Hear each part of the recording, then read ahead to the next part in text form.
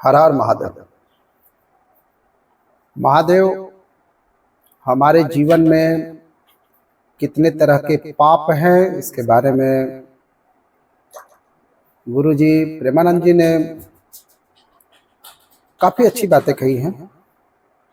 हम उन्हीं की बातों को आपको बताने जा रहे हैं। पाप कितने प्रकार के होते हैं जो हमारे अंदर अगर हैं तो आप उन्हें हटाएं।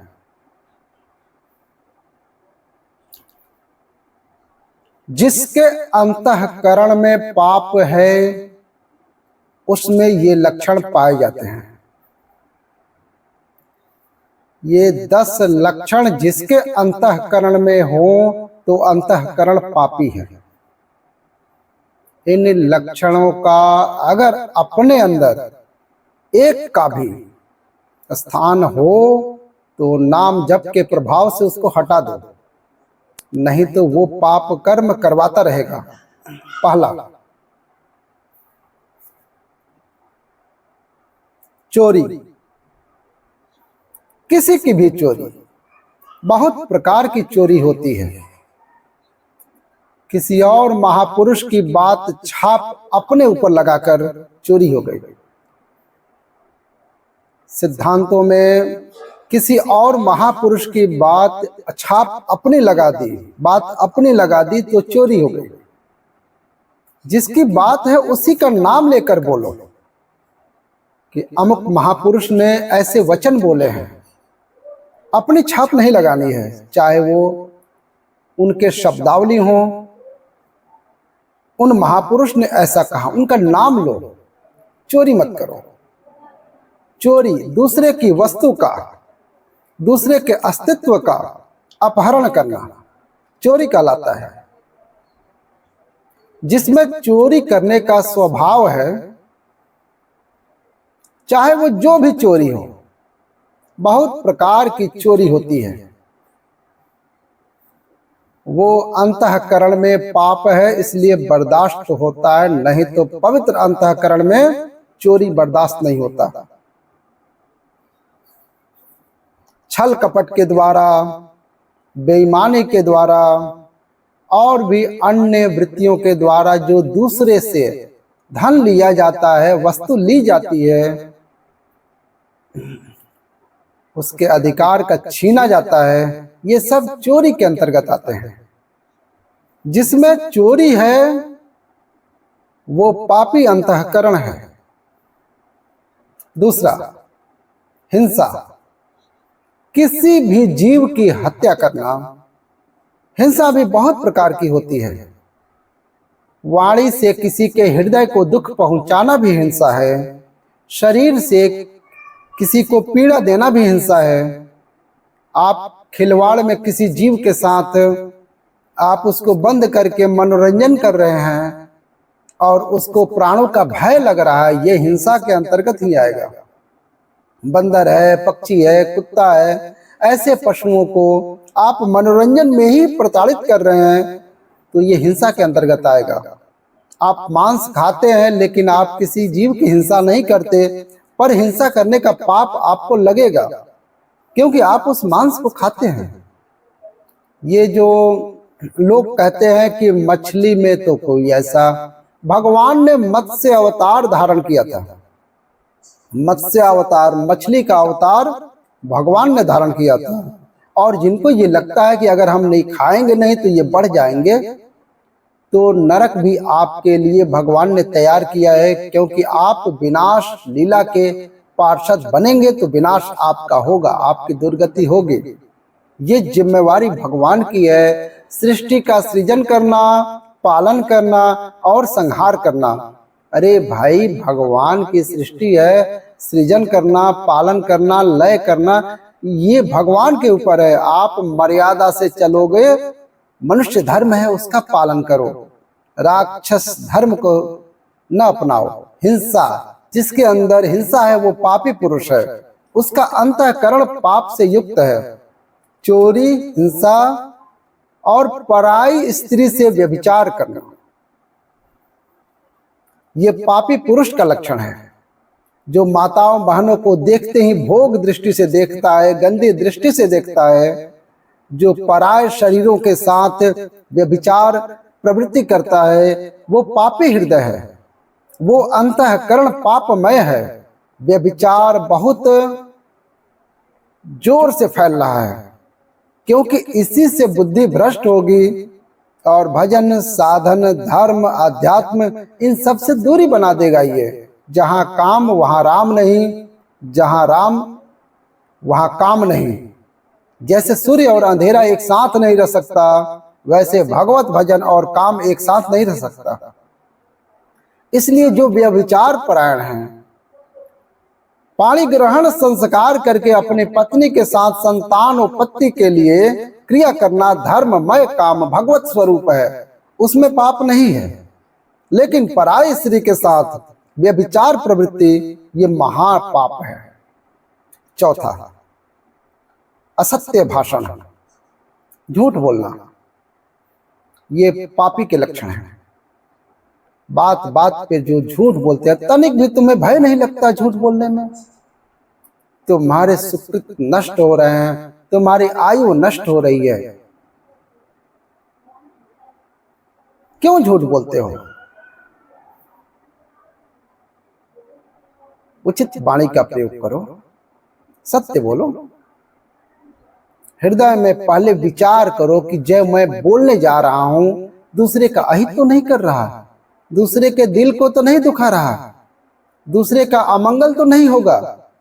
फिर मधुर वचन, हितकर वचन और थोड़े शब्दों में ऐसे भगवत मार्ग के प्रवृत्ति ऐसे संभाषण करता है।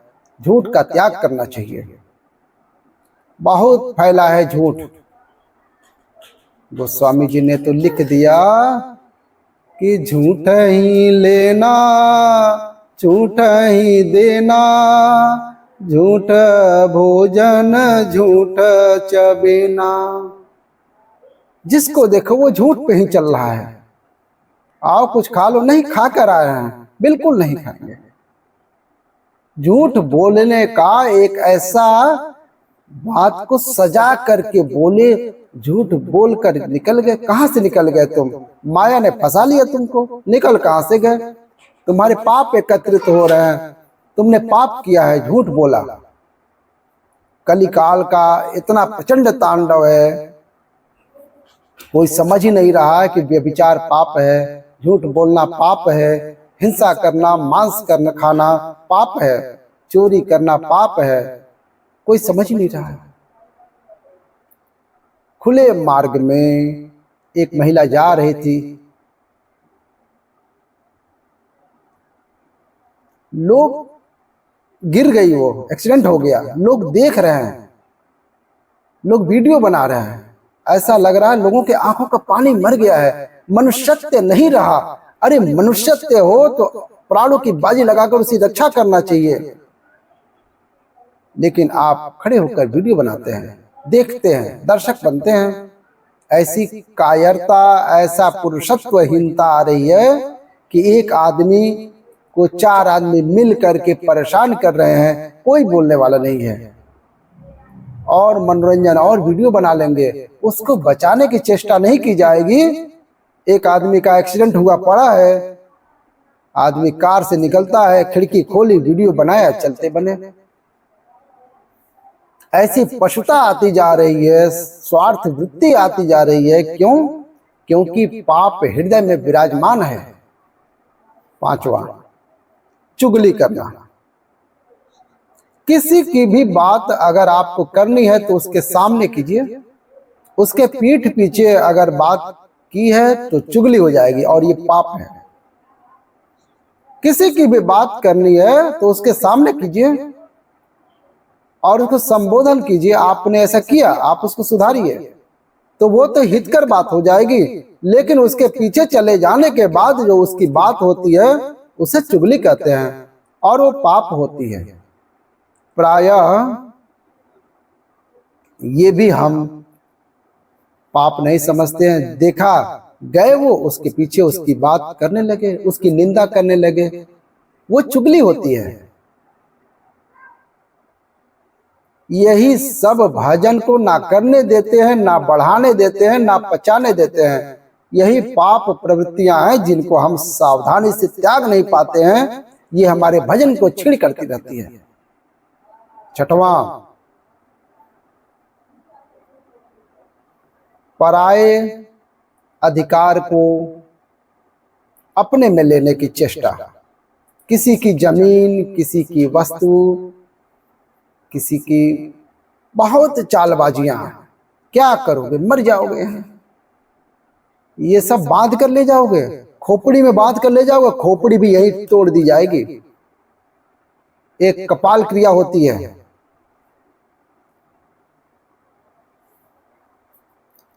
शमशान घाट पर जलती हुई चिता पर उसको सर को फोड़ा जाता है। तुम जिंदगी भर खोपड़ी लगाते रहे, संसार में अपने दिमाग लगाते रहे, वही खोपड़ी फोड़ी जाती है। अंतिम में खोपड़ी फोड़ी जाती है।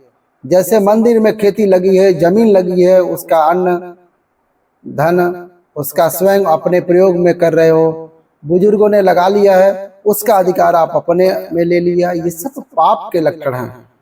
कभी किसी की इंच भर जमीन, 1 रुपया, 1 दाना भी लेने की कोशिश मत करो, तो आनंदित रहोगे।